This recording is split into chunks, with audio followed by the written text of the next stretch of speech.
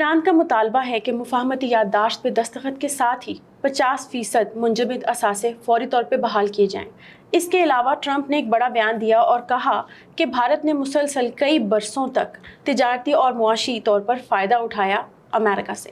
اس کے علاوہ بھارت کی طرف سے مسلسل بنگالی مسلمانوں کو اللیگل انفلٹریٹرز قرار دے کر بنگلہ دیش کی طرف پش کرنے کا سلسلہ بھی جاری ہے۔ ان تمام موضوعات کو زیر بحث لے کے آئیں گے۔ میں ہوں ڈاکٹر عروہ الہی اور میرے ساتھ موجود ہیں حبیب اکرم۔ حبیب صاحب، سب سے پہلے وہی ایران کا معاملہ دیکھ لیتے ہیں۔ کسی سمت جاتا وہ آپ کو یہ معاملہ نظر آ رہا ہے؟ کیونکہ وہ جو ایک طرف ہم دیکھتے ہیں کہ حملے بھی شروع ہو جاتے ہیں دوبارہ سے، اور ساتھ ہی ٹرمپ یہ بھی کہہ دیتے ہیں کہ اگلے ہفتے معاہدہ بھی متوقع ہے، اور پھر ہم نے ایک یہ خبر بھی پڑھی کہ ٹرمپ نے کہا کہ میرے لیے اعزاز کی بات ہوگی کہ میں خامنہ ای سے ملوں۔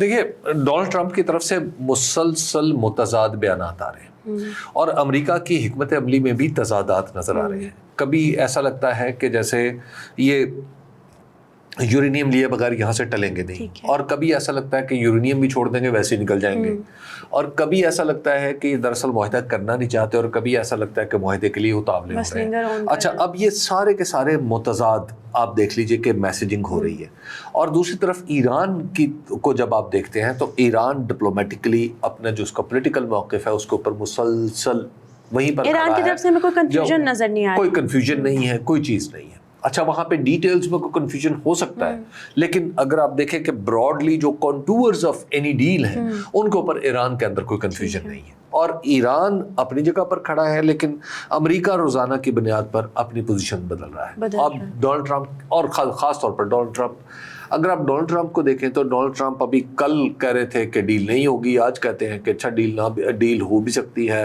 ساتھ یہ کہتے ہیں کہ مجھے بڑا اچھا لگے گا کہ میں خامنہ صاحب سے ملتا ہوں، اور پھر سارا کچھ کا یعنی پھر اس کے بعد ہم اس کے بغیر بھی، یعنی ایران کی منظوری کے بغیر بھی ہم یورینیم لے سکتے ہیں، اچھا ڈیل کا حصہ نہ بنائے تو یورینیم پھر بھی آ سکتا ہے۔ مطلب آپ ایک کنفیوژن ہے۔ اچھا، اب یہ دیکھنا ہے جو یہاں پہ اصولی طور پر جو ساری دنیا دیکھ رہی ہے، کہ سوال یہ اٹھتا ہے کہ یہ کیا کنفیوژن خود کریٹ کیا گیا ہے؟ کیا کنفیوژن کسی حکمت عملی کا حصہ ہے؟ کیا یہ ٹیکٹیکل ہے؟ کیا ایک اسٹریٹجی ہے کہ یہ کنفیوژن کریٹ کرنا، یا واقعی ہی امریکن سسٹم کے اندر فیصلہ نہیں ہو پا رہا کہ کرنا کیا ہے؟ نہیں حبیب صاحب، ایک ٹائم بائنگ اسٹریٹجی بھی ہو سکتی ہے، لائک یو سیڈ۔ اچھا، بالکل جی۔ اچھا، تو اب اس میں جو مجھے سمجھ میں آ رہا ہے وہ اگر آپ دیکھیں تو 2 دن پہلے، یعنی ایک دن آپ دیکھتے ہیں کہ جس پہ ہم کل بات کر رہے تھے کہ قرارداد منظور ہوتی ہے، ٹھیک ہے، اور اس کے بعد اب ایک بل بھی منظور ہو جاتا ہے، ٹھیک ہے۔ تو جو ڈونلڈ ٹرمپ کی پارٹی ہے وہ فریکچرڈ ہے، صحیح، یعنی ڈونلڈ ٹرمپ کے کچھ لوگ تو، یعنی جو ریپبلکن پارٹی ہے وہ ٹوٹ کے ڈیموکریٹس کے طرف اینٹی وار بلز یا اینٹی وار ریزولوشنز کی طرف جا رہے ہیں۔ بہت بڑا سیٹ بیک ہے یہ ٹرمپ کے لیے کہ اپنی ہی پارٹی میں ایک ڈسینٹ نظر آ رہا ہے۔ بالکل $70 بلین کا جو بل پاس ہوا آئس کے لیے حبیب صاحب، اس کو ویسے بھی مشروط کیا جا رہا تھا کہ اگر ٹرمپ کوشش کرے گا $1.8 بلین کا یہ اینٹی ویپنائزیشن فنڈ پاس کروانے کی، تو یہ تھریٹ کیا جا رہا تھا کہ پھر دوسرا بل پاس نہیں ہوگا۔ اچھا، اب آپ ذرا دیکھیں نا کہ وہاں پر ایک تو یہ سچویشن تھی، اب یہ دونوں تو انٹرنلی لنکڈ ہے نا، یہ تو انٹرنل پالیٹکس ہے نا۔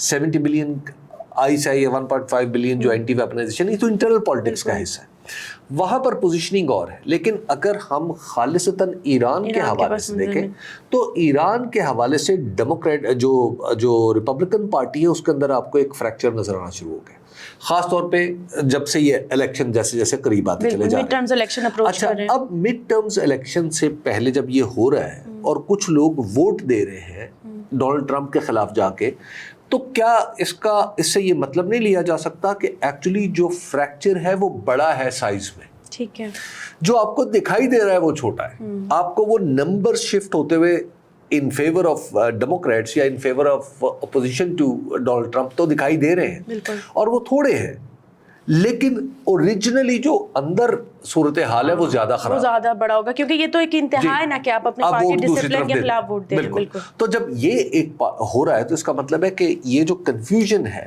یہ دراصل کسی حکمت عملی کا حصہ نہیں ہے، کنفیوژن یہ ہے کہ امریکہ کے اندر اس کے اوپر اتنے بڑے بڑے اختلافات پیدا ہو چکے ہیں جو الٹیمیٹلی پالیسی کو افیکٹ کر رہے ہیں. تو حبیب صاحب یہ ایک اسٹریٹجی فیلئر ہے نا بیسکلی. امریکہ اٹیک سے پہلے جو ایکسپیکٹ کر رہا تھا کہ دیکھیں ایک پہلے اٹیک ہوئے اور اس میں انہوں نے ان کے جوہری تنصیبات بقول ان کی اوبلیٹریٹ کر دی. اچھا اس کے بعد دوبارہ جب اٹیک ہوا تو they were not expecting such a resistance and retaliation from Iran, پر وہ ان ایکسپیکٹڈلی بالکل اپوزٹ ٹرن آؤٹ ہوئی. تو اب یہ ایک پالیسی فیلئر ہو سکتا ہے کہ کیونکہ امریکہ اتنی لمبی جنگ ایکسپیکٹ نہیں کر رہا تھا اس لیے اس کو کوئی ایگزٹ نہیں مل رہی ہے. اب اس کو ایگزٹ تو دیکھیے, ایگزٹ تو چاہیے اس کو ایک وکٹوریس ایز اے وکٹر, اس کو وہاں پہ اس کو ایگزٹ چاہیے جو ایران دینے کے لیے تیار نہیں ہے. اور اگر وہ دے دیتا ہے تو اس کے بعد آپ خلیج میں آپ اپنے سیکیورٹی گارنٹیز کو کیسے پورا کریں گے؟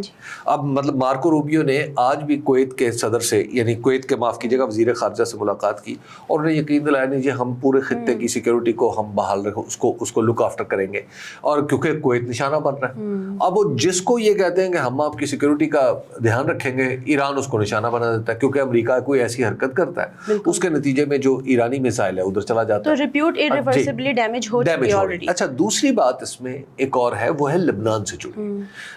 ایران نے پہلے کچھ دن کے لیے ایسا تاثر دیا کہ ٹھیک ہے آپ لبنان کے معاملے کو علیحدہ کر لیں, لیکن اب کیا ہوا ہے کہ ایران نے دوبارہ لبنان کو کہا کہ نہیں یہ معاہدے کی بنیادوں میں سے ایک بنیاد ہے, اس کو ہم اس کو چھوڑ نہیں سکتے. اور حزب اللہ تو ویسے ہی مسترد کر چکے ہیں حبیب صاحب اس معاہدے کو. تو اب اور پھر وہ حزب اللہ کے ساتھ آگے کھڑے ہو گئے, تو اس کے نتیجے میں کیا ہو رہا ہے کہ اب آپ کو ڈیل کے جو امکانات ہیں وہ ڈمینش ہوتے ہوئے نظر آ رہے ہیں. تو اب ڈونلڈ ٹرمپ کے پاس جو راستے ہیں وہ محدود ہو گئے, اور ایران کی انڈرسٹینڈنگ ہے, بہت سارے لوگ یہ سمجھتے ہیں ایران کے بارے میں کہ ایران کے اندر یہ سمجھنے والے لوگوں کی بڑی تعداد ہے کہ اب امریکہ ہمیں اس سے زیادہ ڈیمیج نہیں کر سکتا. بالکل آپ دیکھیں نا کہ ایران کی جو ڈیمانڈز ہیں وہ اب سخت ہوتی جا رہی ہیں کہ 50% اثاثے آپ فوری طور پہ بحال کریں. ایک طرف امریکہ میں جہاں پہ آپ کو کمزوری کا تاثر ڈونلڈ ٹرمپ کی بیانات میں پالیسی میں دکھائی دے رہا ہے, وہاں پہ آپ کو ایران کی طرف ایک مضبوطی کا تاثر دکھائی دے رہا ہے. اچھا حبیب صاحب اس میں ایک اور چیز بھی اہم ہے کہ یہ سیکنڈ ٹرم ہے اور 500 ڈیز کے اندر ٹرمپ کی جو اپروول ریٹنگ ہے وہ ریکارڈ لوئسٹ ہو گئی ہے, اور اسی وجہ سے ریپبلکنس پریشان ہیں کہ اب جو مڈ ٹرم الیکشنز آ رہے ہیں نومبر میں اس میں ری الیکشن کے چانسز ان کے کم ہوتے جا رہے ہیں صرف ٹرمپ کی پالیسیز کی وجہ سے. دیکھیے ان کے ری الیکشن کے چانسز بھی نہ صرف کم ہوتے چلے جا رہے ہیں بلکہ آئندہ ڈیموکریٹس کی گورنمنٹ بھی خطرے میں پڑ رہی ہے نا. تو اب آپ دیکھیے کہ 2 سال تو گزرے پتہ ہی نہیں چلا نا کہ 2 سال میں اب ڈونلڈ ٹرمپ یہاں تک پہنچ گئے ہیں کہ وہ کمزور ترین پوزیشن پہ ریپبلکنس جو ہیں. اور اس کے بعد پھر اب آگے کیا ہوگا کہ اگر یہ الیکشن ہارتے ہیں تو اس کا مطلب ہے کہ اگلا الیکشن بھی ان کے لیے جیتنا بہت مشکل ہو جائے گا. اور تھرڈ امپیچمنٹ کے بھی چانسز ہیں, ٹرمپ خود کہہ رہے ہیں کہ 2 دفعہ تو امپیچ ہو چکے ہیں وہ, تو اگر اس دفعہ ہار گئے تو تھرڈ امپیچمنٹ بھی سر پہ پڑے گی. بالکل. اچھا اب ٹرمپ نے جو بیان دیا بھارت کے حوالے سے کہ بھارت نے مسلسل کئی دہائیوں تک امریکہ سے تجارتی اور معاشی فائدہ اٹھایا. اچھا یہ بیان نیا نہیں ہے حبیب صاحب, اس سے پہلے بھی جب بھارت پہ ٹیرفس امپوز کیے تھے تو ٹرمپ نے یہی بات کی تھی کہ یہاں پہ بیٹھے ہوئے کچھ سرمایہ کار جو ہیں وہ اپنی پالیسیز کے ذریعے بھارت کو فائدہ پہنچا رہے ہیں.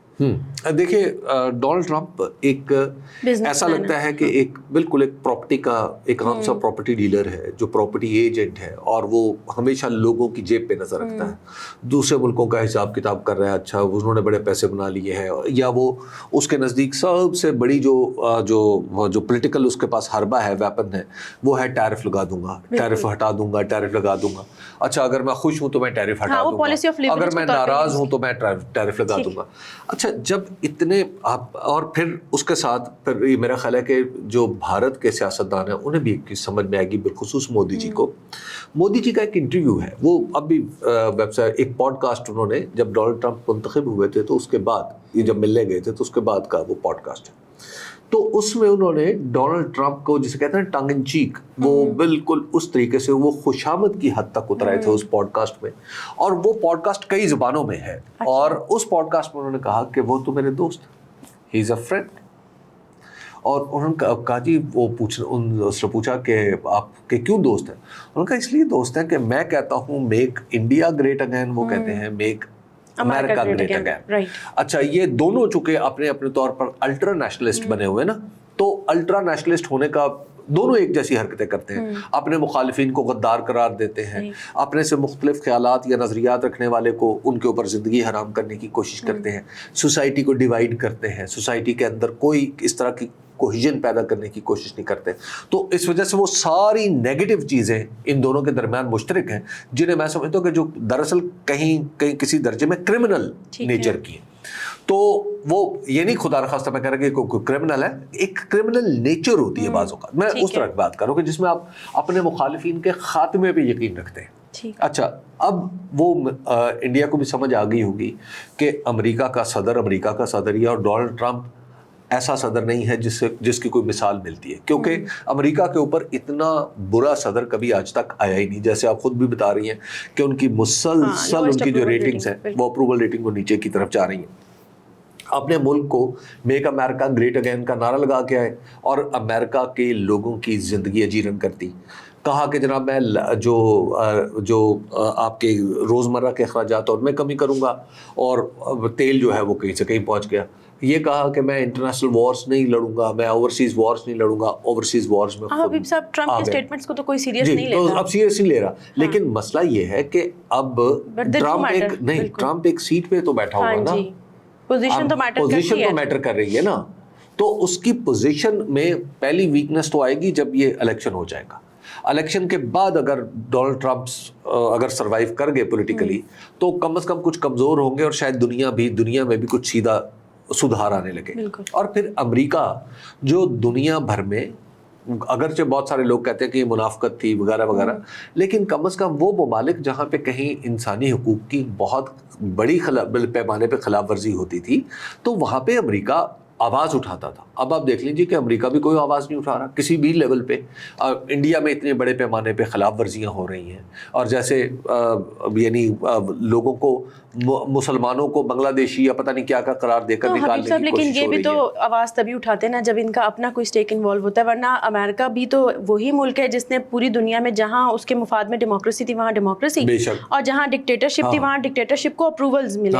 ایون پاکستان کی کئی ڈکٹیٹرشپ کو امریکہ نے اپروولز ہر دفعہ ڈکٹیٹرشپ کو امریکہ نے اسپانسر, تب وہ ساری وائلیشنز بے معنی ہو جاتی ہیں. یہ صرف لیوریج کا ایک ٹول ہوتا ہے. تو اس میں میں یہ سمجھتا تھا کہ اس دفعہ یعنی ہم سب کی دنیا بھر میں یہ امیدیں تھی کہ ڈونلڈ ٹرمپ جو آ رہے ہیں وہ اینٹی اسٹیبلشمنٹ آ رہے ہیں, لیکن آپ دیکھیے کہ حیرت انگیز طور پر وہ اسٹیبلشمنٹ کا پارٹ بن گئے. بالکل, بلکہ ایسا لگتا ہے کہ اسٹیبلشمنٹ نے خود انہیں اپنے مخالف امریکن اسٹیبلشمنٹ نے لانچ کیا تھا کہ اچھا تم ہمارے خلاف بات کر کے ووٹ اکٹھے کرو اور پھر تم آ کے ہمارے ساتھ مل جانا. تو وہ ایک صورتحال تو بنی ہو سکتا ہے. اچھا حبیب صاحب, اب بھارت کی بات کر لیتے ہیں کہ بھارت میں مسلسل مسلمانوں کے ساتھ زیادتی کا سلسلہ جاری ہے, اور اب جب سے بی جے پی نے الیکشنز جیتے ہیں اسپیشلی ویسٹ بنگال میں بھی, اب یہ تریپورہ, ویسٹ بنگال, آسام, یہ ساری بارڈرنگ اسٹیٹس ہیں بنگلہ دیش کے ساتھ, اور بھارت کی یہ جو بی جے پی ہے اس نے بڑا کلیئر کٹ کہا ہوا تھا کہ بنگال کے بہت سے انلیگل امیگرینٹس ہیں جو کہ انڈیا میں موجود ہیں.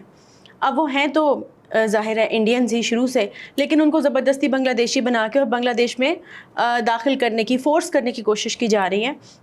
بنگلہ دیش کے بارڈر گارڈ کے مطابق پچھلے 24 گھنٹوں میں 10 مقامات پر, 4000 کلومیٹر کا جو بارڈر ہے اس میں 10 مقامات پر انفرنجمنٹس ہوئیں, اور کوشش کی گئی کہ اس طرح کے انلیگل لوگوں کو بغیر دستاویزات کے انٹر کروایا جا سکے. دیکھیے جو بھارت کے اندر ہو رہا ہے نا, بھارت کے اندر یہ کوئی لیگل ایشو نہیں ہے, بھارت کے اندر یہ کوئی ایتھنک ایشو بھی نہیں ہے, بھارت کے اندر اس کو ریلیجیس ایشو بنا کے پیش کیا جا رہا ہے. پرابلم یہ دیکھیے, دنیا میں کہیں بھی کوئی کسی بھی ملک میں کوئی انلیگل آدمی ہو تو چلیے اس کو نکالنے کے لیے ایک پورا لیگل پروسیس ہے. مثال کے طور پر اس کو پکڑا جائے گا, اس کے اوپر مقدمہ قائم ہوگا, اس کو عدالت کے سامنے پیش کیا جائے گا, وہ اپنے آپ کو ڈیفینڈ کرے گا. اس کے بعد پھر اس کے ملک سے رابطہ کیا جائے گا, اسے کہا جائے اس کے ملک کا سفارت خانہ کنفرم کرے گا کہ یہ ہمارا شہری ہے. اس کا ایک لمبا پروسیس ہوتا ہے. لیکن ہو کیا رہا ہے, ہو یہ رہا ہے کہ پاکستان, یا معاف کیجیے گا, انڈیا جو ہے وہ دھکا دے رہا ہے ایسے لوگوں کو.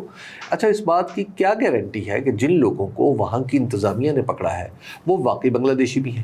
بالکل ٹھیک ہے نا. اصل تو بنگال میں یعنی ویسٹ بنگال ہے, ویسٹ بنگال میں تو بہت بڑی تعداد مسلمانوں کی آلریڈی ہے.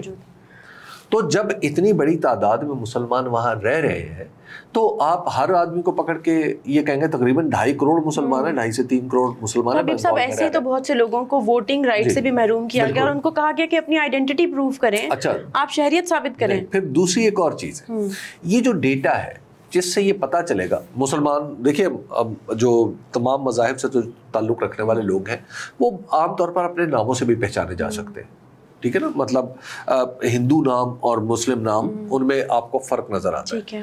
اچھا جب آپ یہ ڈیٹا کس کے پاس ہے؟ ڈیٹا تو گورنمنٹ کے پاس ہے, آدھار کارڈ کا یا دوسرے کارڈز کا, وہ ڈیٹا تو گورنمنٹ کے. تو ڈیٹا میں جب آپ کو ڈیٹا کی ایکسیس ہے تو آپ تو اس میں بڑے آرام سے مسلمانوں کو الگ کر سکتے ہیں, جیسا کہ آپ نے جو انٹینسو جو ریویو تھا ووٹوں کا اس میں یہی کیا نا, intensive revision of voter list.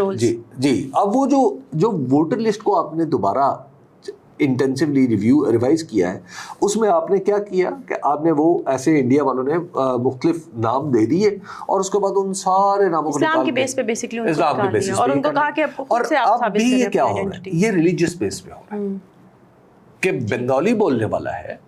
تو اگر میں آپ کو عرض کروں یہ جو جس طرح کی یہ حکومت ہے مودی جی کی, اگر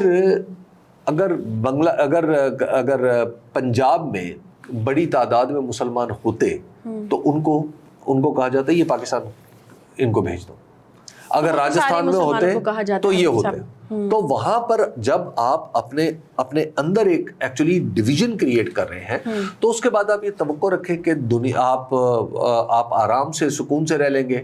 آپ لوگوں کے اوپر امپوز کرنے کی کوشش کریں کہ آپ کی شریعت یہ نہیں ہے, آپ کو ہم دھکا دے دیں گے. آپ دھکا دے کے کر کیا رہے ہیں؟ بیسیکلی یہ سرکار کے طور یعنی یہ سرکار ایک جرم کر رہی ہے. بالکل. اور حبیب صاحب وہ جو بارڈر سیکیورٹی فورسز ہے جس کو لینڈ ٹرانسفر کیا جا رہا ہے اس کو مزید سے مزید امپاور کیا جا رہا ہے, بالکل یہ مسلم ہیٹ کی بیس پہ یہ سارے قوانین بنائے جا رہے ہیں کہ لوگوں کو زبردستی آپ پش بھی کریں بارڈر کی طرف. اور پھر اگر آپ کو یاد ہو تو وہ جو ایلیگیٹرز کو بھی وہاں پہ وہ کہہ رہے تھے کہ ہم ڈپلوائے کریں گے, ہم سانپ چھوڑ دیں گے, ہم یہ کر دیں گے. مطلب مجھے یہ سمجھ نہیں آتی ڈیسپریٹ اور غیر انسانی. نہیں, آپ غیر انسانی بھی ہیں اور اس کے بعد یہ جو پوری کی پوری جو انڈین سوسائٹی ہے ایکچولی مودی جو اس کو پلیوٹ کر رہے ہیں اور اس قدر انہوں نے پلیوٹ کر دیا ہے کہ مذہب کی بنیاد پر تفریق اتنی زیادہ بڑھا دی ہے کہ اب آپ کو لگتا یہ ہے کہ پتہ نہیں انڈیا اکٹھا بھی رہ پائے گا یا نہیں رہ پائے گا. اب آپ ذرا تصور کیجئے کہ وہ بات جو دنیا جب 1947 میں دونوں ملک الگ ہو رہے تھے تو اس وقت کیا بات کی جی, انڈیا تو سیکولر ملک ہے اور سیکولر ملک سے آپ کو نکلنے کی کیا ضرورت ہے. اور اس وقت بہت سارے مسلمان یہ سوچتے تھے لیکن 1937 میں جب کانگریس کی حکومت میں رہنے کا موقع ملا مسلمانوں کو تو انہیں آلریڈی فیوچر کی ایک پکچر نظر آ گئی. اور ایون میجورٹی میں ایسا رول ہوگا. 1946 میں بھی تو ایک مشن تھا نا جس میں یہ طے ہوا تھا کہ ٹھیک ہے ہم سارے اکٹھے رہتے ہیں, ہم ایک کنفیڈریشن کی شکل اختیار کر لیتے ہیں. یہ ساری چیزیں تھیں آن کارڈز تھی. لیکن اب جب آپ ان حالات کو دیکھتے ہیں تو آپ کو لگتا ہے کہ انڈیا کیا مزید اس شکل میں متحد رہ پائے گا؟ اور حبیب صاحب ایسا بھی ہو سکتا ہے کیونکہ واقعی دیکھیں نا مسلمانوں کو مجبوراً الگ ملک بنانا پڑا, تو اب آپ کو نہیں لگتا کہ وہاں کے موجود مسلمانوں کو پھر سے مجبور کیا جا رہا ہے؟ دیکھیے پھر سے مجبور کیا جا رہا ہے. ایون ان کو عید پر نمازیں نہیں پڑھنے دی گئی. اس کے بعد الٹیمیٹلی کیا ہوگا؟ دیکھیے جب آپ یہ جب ڈسکریمنیشن آپ ایک جگہ شروع کرتے ہیں نا, اس کے بعد کیا ہوگا؟ بنگالی نان بنگالی شروع ہو جائے گا, ٹھیک ہے نا. جب یہ ساری چیزیں جب شروع ہوں گی تو آپ کہاں جا کے ٹھہریں گے؟ تو لہٰذا انڈیا کی گورنمنٹ تو مجھے نہیں لگتا یہ کچھ کرے گی, لیکن انڈیا کی سول سوسائٹی اور انڈیا کے جو لوگ ہیں مجھے ان کی خاموشی کھلتی ہے کہ لیکن وہاں پہ پھر بھی بہت ساری آوازیں ہیں, بڑی توانا آوازیں ہیں جو اٹھ رہی ہیں ان ایٹراسٹیز کے خلاف, اس ڈسکریمنیشن کے خلاف. لیکن at the end of the day it's a government that matters, اور گورنمنٹ اب کرائم پہ اتر رہی ہے. بالکل. یعنی پہلے تو چلو پالیسی تھی نا, اب تو براہ راست کرائم میں اب تو مینڈیٹ مل گیا, الیکشنز میں جیت گئے. جرم کا مینڈیٹ تو نہیں ملا نا, لیکن ایک خاص ایک میجورٹی جو کہ ان کے ان آئیڈیاز کو سپورٹ کرتی ہے وہ ان کے ساتھ ہے. دیکھیے یہ جو کچھ بھی ہو, جرم کا مینڈیٹ تو حکومتوں کے پاس نہیں ہوتا نا. یہ ایک اب آپ ذرا دیکھیے کہ بھارت کی ذرا عقل مراجعہ فرمائیں. ایک مسلم مسئلہ پہلے اپنی سیاست کے لیے جو شروع کیا, اب وہ خود بخود اس کو انٹرنیشنل بنا رہے ہیں. اتنے احمق ہیں وہاں کے جو بھی پالیسی میکرز ہیں کہ جب آپ لوگوں کو مسلمان ہونے کی بنیاد پہ آپ یہ کہیں گے کہ ان کو فلاں ملک میں دھکیل دو, تو اس کا مطلب آپ نے مسئلہ تو انٹرنیشنل بنا دیا. اور وہی جو تعلقات جو تھے ان کے شیخ حسینہ کے بعد, اب وہ بہتری کی طرف آ ہی نہیں رہے کیونکہ ایک کے بعد ایک بھارت کی طرف سے جو اقدامات ہو رہے ہیں مودی جی بھارت کو تنہا کر کے اور بالکل بریکبل بنا کے چھوڑیں گے. بالکل. اور ابھی تک ویسٹ بنگال میں بھی حالات نارملائزیشن کی طرف نہیں جا سکے. یہاں پہ کنکلوڈ کرتے ہیں. آپ سے ملاقات ہوگی کل.